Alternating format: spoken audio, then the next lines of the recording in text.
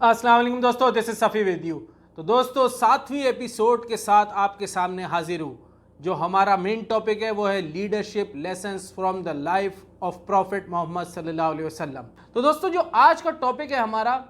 اس کا نام ہے complete certainty on belief and the message. اس کا مطلب کیا ہے کہ نبی اکرم صلی اللہ علیہ وسلم کو ایک تو ہم یہ دیکھتے ہیں نا کہ انسان کا بلیف ہے اور ایک انسان کا میسج ہے، لیکن اس بلیف کے اوپر بھی کمپلیٹ یقین ہونا، یہ تھی خاص بات نبی اکرم صلی اللہ علیہ وسلم کی، کہ ان کو اپنے بلیف پر اور اپنے میسج کے اوپر پورا یقین تھا، and that is the thing which make ہم اسٹینڈ آؤٹ۔ اب میں چاہتا ہوں کہ آپ ایک پکچر امیجن کریں، بالکل ریئلائز کریں اپنے ذہن میں، کہ نبی اکرم صلی اللہ علیہ وسلم صفا کے پہاڑ کے اوپر، کیونکہ میں وہاں اکثر جاتا رہتا ہوں، تو جب بھی آپ صفا و مروہ جہاں پہ صحیح کی جاتی ہے، وہاں پہاڑ پہ جب آپ جا کے رکتے ہیں تو خانہ کعبہ کی طرف دیکھتے ہیں اور دعا کرتے ہیں۔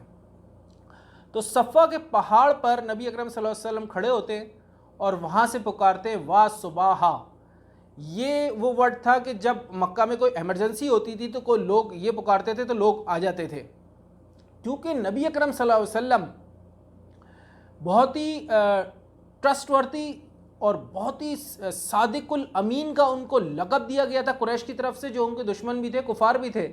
لیکن انہوں نے یہ ٹائٹل دیا تھا نبی اکرم صلی اللہ علیہ وسلم کو۔ تو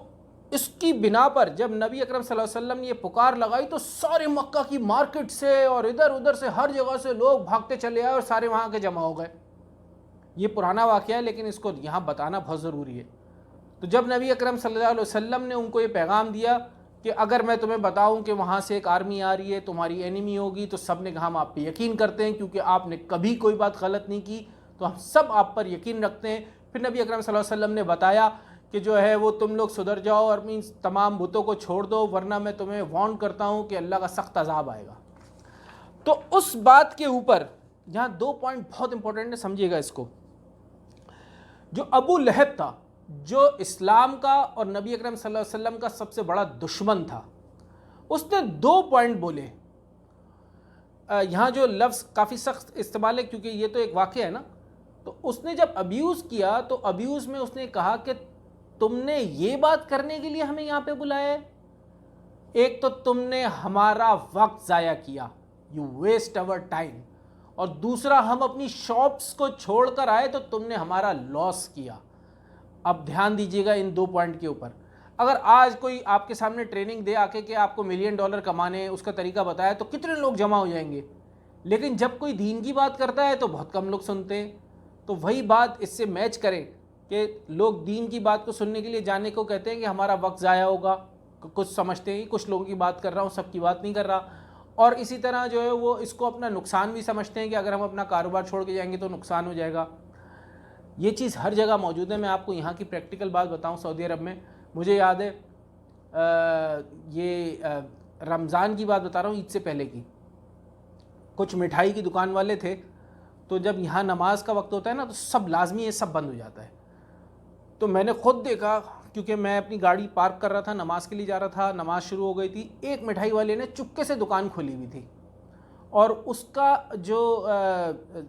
ذہن تھا وہ یہ تھا، کیونکہ میں اس کو جانتا تھا کہ اس وقت سب کی دکانیں بند ہیں اور صرف میری دکان کھلی ہوگی، تو لوگ خریدنے بھی آ رہے تھے، تو لوگ اس سے خرید بھی رہے تھے، وہ بیچ رہا تھا۔ اس کا یہ تھیم تھی کہ یار اگر میں نے اپنی شاپ اس وقت کھولی رکھی تو مجھے فائدہ ہو جائے گا، اور نماز کے لیے نہیں گیا۔ تو یہ جو کانسیپٹ ہے یہ یہاں پہ بیان کیا گیا ان 2 باتوں میں۔ اب اس کے آگے اگر ہم دیکھیں تو کیونکہ دیکھیں نبی اکرم صلی اللہ علیہ وسلم اللہ کو سب سے زیادہ محبوب تھے، سب سے زیادہ محبوب، بہت محبت تھی، اور کوئی شخص اگر نبی اکرم صلی اللہ علیہ وسلم کے بارے میں غلط بیانی کرے،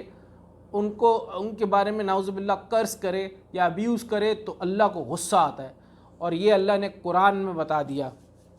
یہ صورت آپ لوگ اپنی نمازوں میں بھی پڑھتے رہتے ہوں گے اکثر و بیشتر، میں اس کا ترجمہ آپ کو یہاں بیان کر دیتا ہوں۔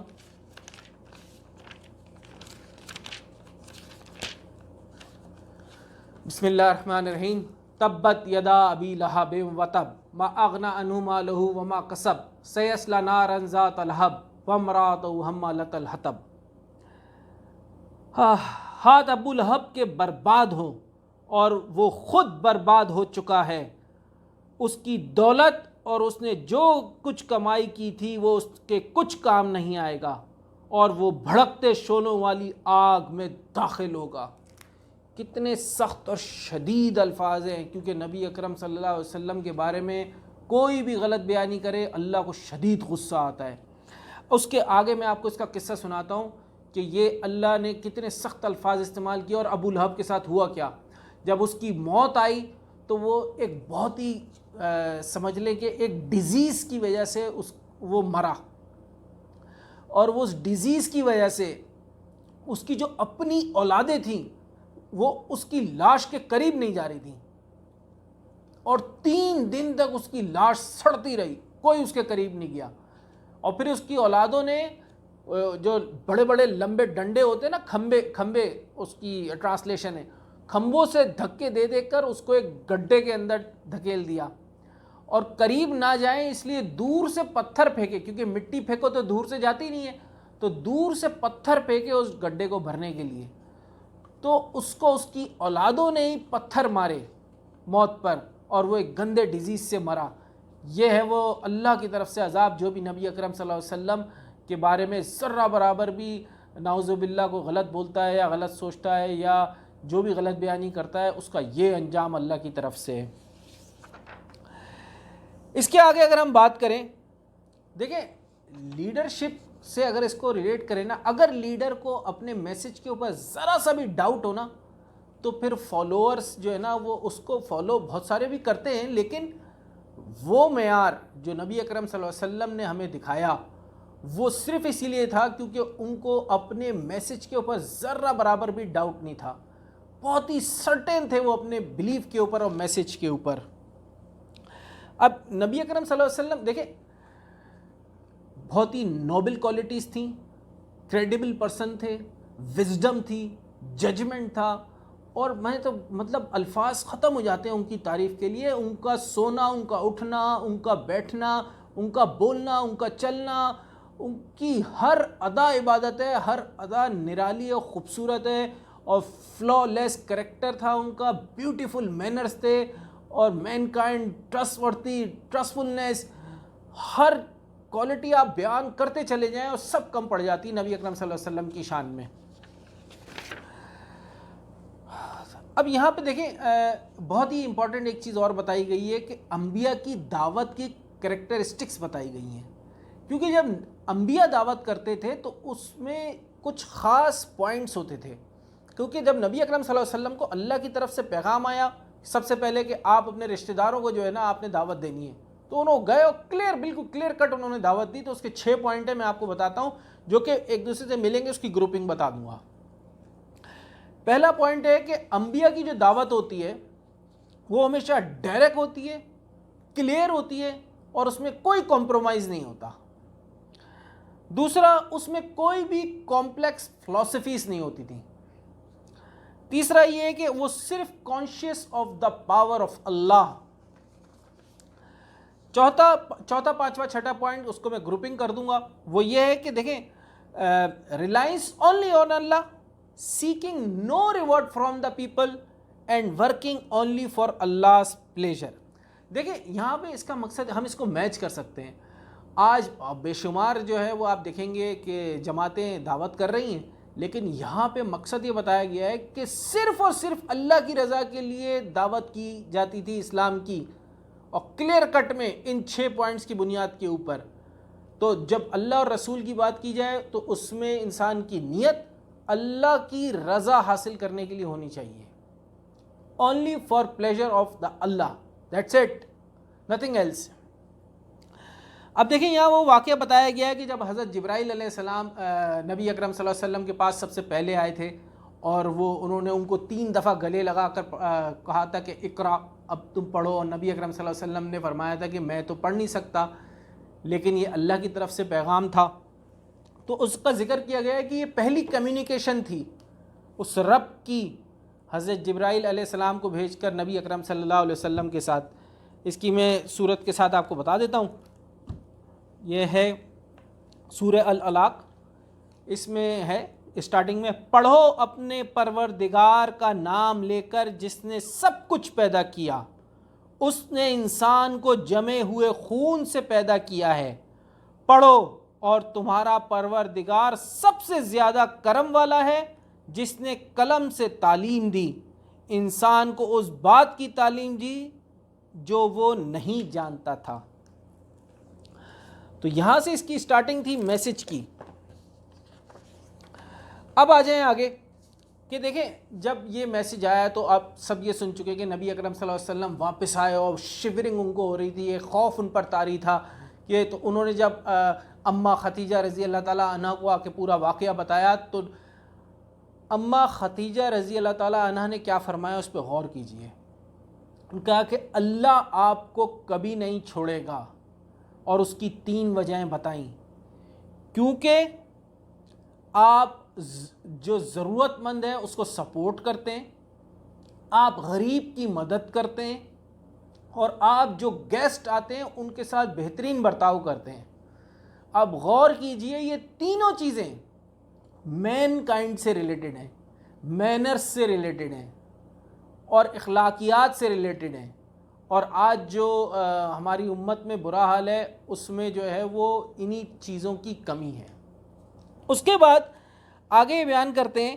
کہ جو حضرت خدیجہ تھیں وہ وہاں پہ اس وقت، کیونکہ ظاہر سی بات ہے ایک کرسچن بہت بڑا جو وہاں کا عالم سمجھ لیں، کرسچن عالم تھا، اس کے پاس لے گئیں حضرت خدیجہ نبی اکرم صلی اللہ علیہ وسلم کو۔ تو نبی اکرم صلی اللہ علیہ وسلم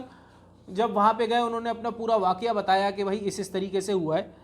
تو اس کا نام تھا وراقہ بن نوفل۔ تو اس نے نبی اکرم صلی اللہ علیہ وسلم کو بتایا کہ جو تمہارے پاس آئے تھے وہ تھے الماموس الاکبر، یعنی کہ گریٹسٹ اینجل، وہ ان کی زبان وہ اس نام سے جانتے تھے، جو کہ موسیٰ کے پاس بھی آئے تھے۔ اب تم تیار ہو جاؤ اپنی زمین سے باہر نکلنے کے لیے اور شاید میں تمہیں بچا سکتا۔ اس کا تو نبی اکرم صلی اللہ علیہ وسلم کو بہت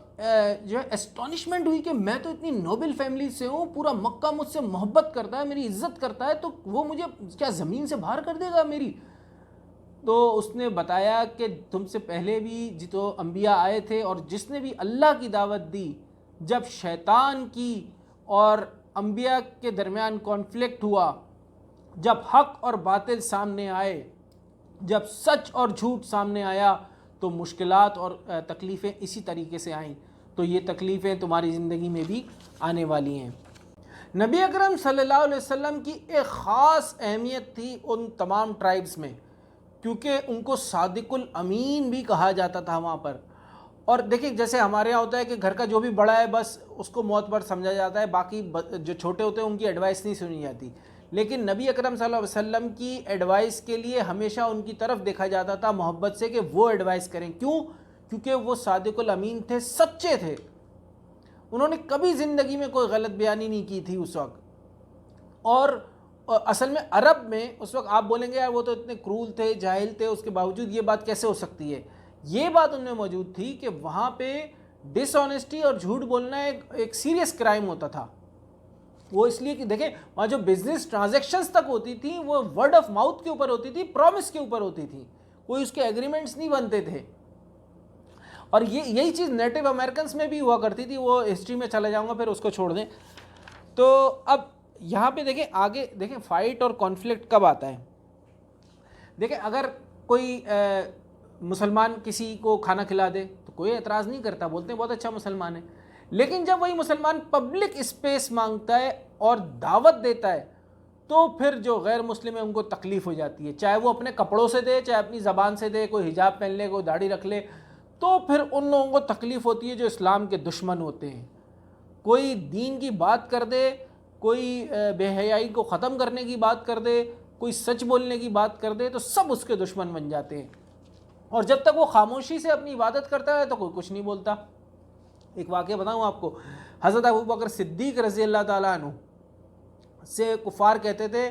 آپ کو نماز پڑھنی ہے پڑھیں، لیکن گھر کے اندر پڑھیں، آپ باہر نماز نہ پڑھا کریں۔ اس کی وجہ یہ تھی کہ اگر آپ باہر نماز پڑھتے تھے تو صرف آپ کو دیکھ کر لوگ جو ہے وہ اسلام میں داخل ہو جاتے تھے، ایسی ان کی نماز ہوتی تھی۔ تو وہ کہتے تھے آپ کر لو اپنی عبادت لیکن اندر کر لو، لیکن پبلک میں نہ آؤ۔ تو بھائی یہی تو بات ہے آج کل بھی، کہ جب کوئی دعوت کی بات پبلکلی کرتا ہے تو پھر لوگ اس کے دشمن بن جاتے ہیں۔ اچھا جی، اب یہ قرآن کی آیت سے نکال کر یہاں پہ یہ بات بتائی گئی ہے کہ نبی اکرم صلی اللہ علیہ وسلم کو بھی شروع میں ڈائریکٹ میسج دیا گیا تھا کہ وہ اپنے رشتہ داروں کو ڈائریکٹلی جو ہے وہ دین کی دعوت دیں گے، اور جیسے ہی انہوں نے ایسا کیا تو ریزسٹنس آئی۔ جب بھی لیڈر کی زندگی میں ریزسٹنس آتی ہے تو اس کی اسٹرینتھ اور بڑھ جاتی ہے، وہ اور زیادہ مضبوط ہو جاتا ہے اپنے مشن کے اوپر، وہ کبھی بھی پیچھے نہیں ہٹتا۔ اور اس کی بیسٹ مثال تو نبی اکرم صلی اللہ علیہ وسلم کی زندگی سے آتی ہے کہ ان کا جو ہے وہ انہوں نے ان کے ساتھ جو ان کی جماعت تھی صحابہ کی، ان کا ایمان اور مضبوط ہوتا چلا گیا، وہ اور ترقی کرتے گئے اور جو ہے وہ جہاد جیتتے چلے گئے، اور اس کے علاوہ انہوں نے جو ہے وہ دین کی دعوت جو ہے اور زیادہ تیزی سے کرنی شروع کر دی تھی۔ حالانکہ وہاں کے کفار نے نبی اکرم صلی اللہ علیہ وسلم کو فزیکلی بھی تکلیف پہنچائی، مینٹلی بھی تکلیف پہنچائی، اس کے باوجود نبی اکرم صلی اللہ علیہ وسلم اپنے میسج پر قائم رہے، اور ان کی جماعت بھی اسی طریقے سے نبی اکرم صلی اللہ علیہ وسلم کے ساتھ کھڑی رہی اور دین کی دعوت دیتی رہی۔ اب یہاں پہ دیکھیں کچھ باتیں شاید آپ لوگوں نے پہلے نہ سنی ہو، تو کیونکہ جب آدمی ریسرچ کرتا ہے تو اس کو ساری چیزوں کا پتہ چلتا ہے۔ جب یہ ماحول پیدا ہو گیا تو قریش نے سوچا، کیونکہ ان کا یہ ایک نظام تھا، انہوں نے یہ سوچا کہ ہم ریکنسائل کر لیتے ہیں نبی اکرم صلی اللہ علیہ وسلم کے ساتھ۔ انہوں نے ایک شخص کو نبی اکرم صلی اللہ علیہ وسلم کے پاس بھیجا، اور اس نے کیا آفرز کری؟ اس نے جا کے کہا کہ دیکھو تم نے ہمارے جو اینسیسٹرز تھے ان کو برا بلا کہا کہ وہ غلط ہیں، تم نے ہمارے جو خدا ہیں اتنے سارے بدھ جو تھے سارے، ان کو تم کہتے ہو کہ غلط ہیں، اس کے باوجود ہم تم سے ریکنسائل کرنے کو تیار ہیں۔ اگر تم بولو تو ہم تمہیں اتنا مال دے دیں کہ تم مکہ کے ویلدیسٹ لوگوں میں سے ہو جاؤ گے۔ اگر تمہیں پاور چاہیے تو ہم تمہیں کنگ بنا دیتے ہیں۔ اگر تم بولو تو نعوذ باللہ ہم تمہیں یہاں کی سب سے خوبصورت 10 عورتیں دے دیں گے، اور اگر تم بولو تو ہم تمہیں ہر دشمن کے خلاف مضبوط کر دیں گے، بس تم یہ دین کی دعوت چھوڑ دو۔ اب آپ سنیں نبی اکرم صلی اللہ علیہ وسلم کا کیا جواب تھا کہ تم نے جو ساری باتیں کری وہ مجھ پر اپلائی نہیں ہوتی، میں اللہ کا میسنجر ہوں اور میں اس میسج کو لے کے آیا ہوں، تمہارے حق میں یہ بہتر ہے کہ تم اس کو مان لو، اور اگر نہیں مانو گے تو میں انتظار کروں گا اللہ کے فیصلے کا کہ وہ تمہارے لیے کیا فیصلہ کرتا ہے۔ اس کے بعد آگے وہ کیا کہتا ہے، جو کفار تھے وہ کہتے ہیں کہ یہاں مکہ میں تو اتنے پہاڑ ہیں، تمہارا اگر خدا ہے تو تم اپنے خدا کو بولو کہ یہ پہاڑوں کو ہٹا کے ذرا دریا نکال دیں، سیریا اور عراق کی طرح ہمیں بھی دریا مل جائیں گے، یا پھر ہمیں گولڈ اور سلور دے دے، یا پھر جو ہے تم وہ جس پنشمنٹ کی تم بات کرتے ہو یا وہ پنشمنٹ ہمیں دے دے۔ تو نبی اکرم صلی اللہ علیہ وسلم کیا فرماتے ہیں کہ میں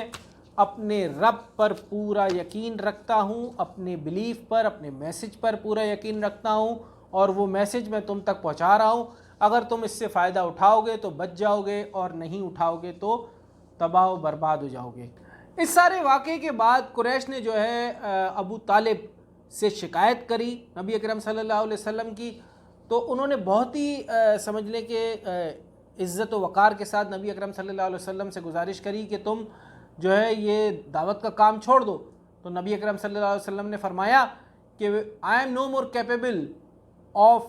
stopping the sun and you are no more capable of bringing the flame from the sun۔ تو پھر میں اس میسج کو نہیں چھوڑ سکتا، یہ میری زندگی کا حصہ ہے اور میں اللہ کا میسنجر ہوں، اور یہی میرا مشن ہے، یہی میرا کام ہے۔ تو ابو طالب نے فرمایا کہ ٹھیک ہے، آپ کا جو مشن ہے آپ اس پر جاری رکھیں کام، اور اس پر آپ جو کرنا چاہیں کریں، میں اب اس میں دخل اندازی نہیں کروں گا۔ دیکھیں نبی اکرم صلی اللہ علیہ وسلم کی کمٹمنٹ تھی، اور جب لیڈر کی کمٹمنٹ ہوتی ہے، ایکسٹرا آرڈنری لیڈرشپ کی کمٹمنٹ ہوتی ہے، تو لوگ اس کو کہتے ہیں نا کہ people hurt from the eyes, اور وہ ان کی ہر بات کو دیکھیں مکہ میں بہت سارے لوگوں نے اس میسج پر بلیو بعد میں کیا، اور پہلے نبی اکرم صلی اللہ علیہ وسلم کی ذات پر بلیو کرتے تھے، تو اس بلیف کی وجہ سے انہوں نے اسلام کو قبول کر لیا تھا کہ یہ سچے ہیں، صادق الامین ہے، تو یہ جو میسیج دے رہے ہیں وہ سچا اور حق ہی ہوگا۔ میں دعا کرتا ہوں کہ اللہ پاک ہم سب کو جو ہے وہ عمل کی توفیق عطا فرمائے، اور جو کچھ آپ نے آج سنا اس کو لازمی دوسروں کے ساتھ شیئر کیجیے گا۔ آپ کا دوست صفی، السلام علیکم۔